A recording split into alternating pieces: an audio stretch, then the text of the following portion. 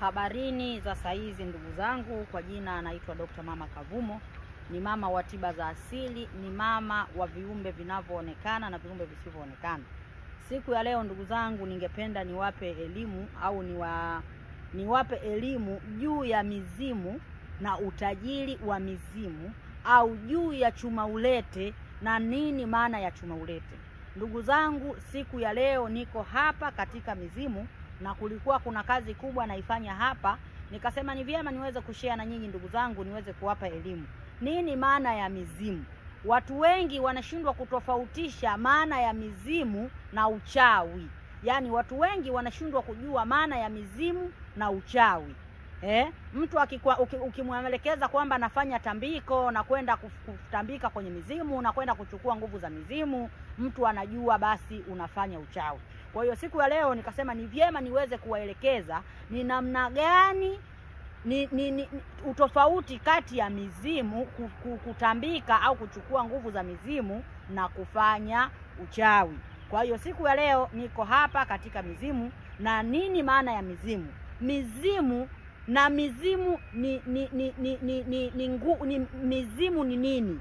Mizimu ni wazee ambao walikuwepo toka enzi na enzi, toka enzi ya mababu zetu, au tunasema ni nafsi zinazoishi za mababu zetu waliye tutangulia kabla ya uzao wa kwetu sisi kuwepo, au kabla ya uzao wa kwako wewe kuwepo. Na ndio maana tunasema kuna mizimu, ambao ni mizimu hao ni nafsi ambazo zinaishi, ni nafsi ambazo zinaishi. Lakini nafsi hizo zinakuwa mizimu kwa sababu kuna vitu ambavyo walikuwa wanavifanya kipindi wao wapo, walikuwa wanafanya tiba, walikuwa wanakuwa ni viongozi, walikuwa ni wanafanya vitu mbalimbali. Kwa hiyo wale mizimu, ili kwenda sasa waweze kutupa nguvu kama mizimu wale walikuwa wanafanya tiba, na ndio maana tunawafanyia matambiko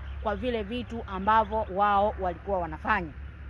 Sasa wapenzi watazamaji, siku ya leo nikasema tunapokuja katika mizimu kwanza wanapatikanika au wanakuwa wanapendelea kufanya makutano. Unapotaka kukutana na mizimu na kuchukua nguvu zile za asili na jadi, ni lazima ukwende katika miti mikubwa.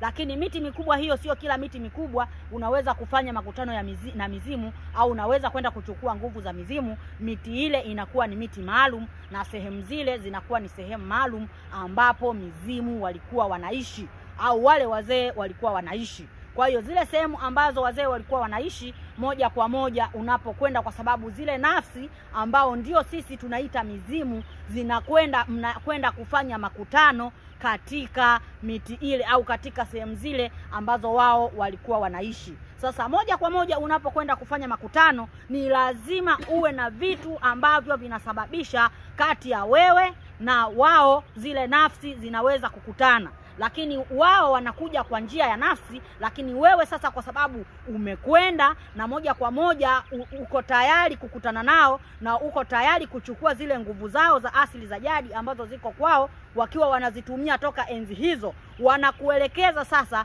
kwamba nguvu zile uzitumiaje ili uweze kupata mafanikio. Sasa moja kwa moja watu wengi wanakwambia mama, chuma ulete ni nini? Au namna gani naweza kupata chuma ulete? Chuma ulete, ili uweze kuja kupata chuma ulete yule inakuwa ni kitu. Sio kwamba kinakuwa ni chuma ulete kwamba moja kwa moja unakwenda kukiweka kinakwenda kukopela pesa za watu, au unakwenda kuvuta pesa za watu. Hapana. Chuma ulete ni kitu kama hichi. Kitu kama hichi, wapenzi watazamaji, kinakuwa si kwamba kinatengenezwa, au kinakuwa sio kwamba kitu kama hichi moja kwa moja unapokuwa nacho unakwenda kuchukua pesa za watu, au kinakwenda kuvuta pesa za watu.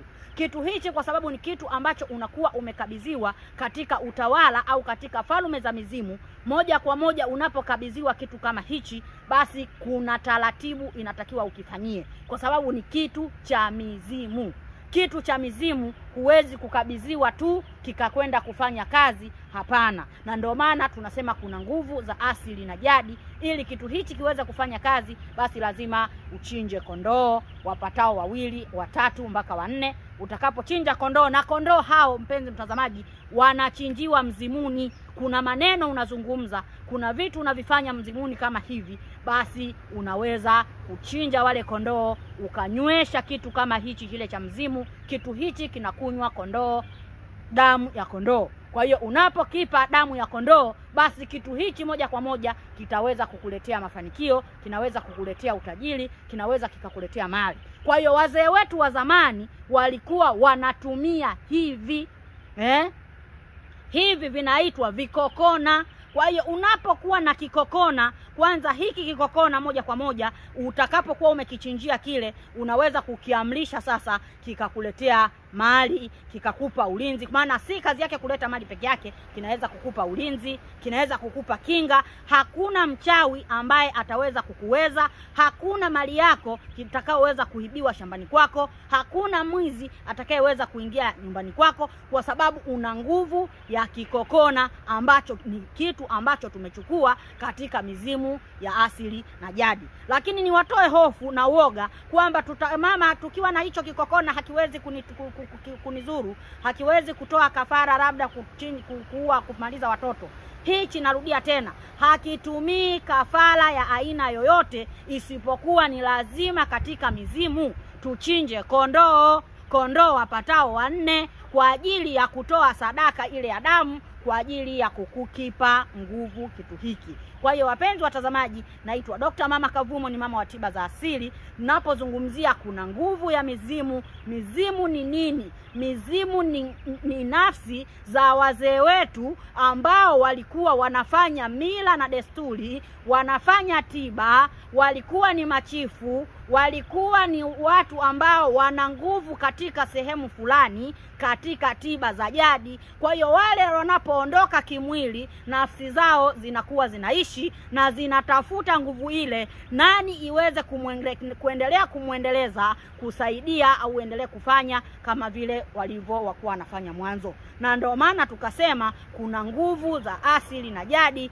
na kuna mizimu, na kila koo kuna asili ya jadi ya kwao. Naitwa Dr. Mama Kavumo, ni mama wa tiba za asili. Usiache kuwasiliana na mimi kwa namba zangu 0712 94 44 34.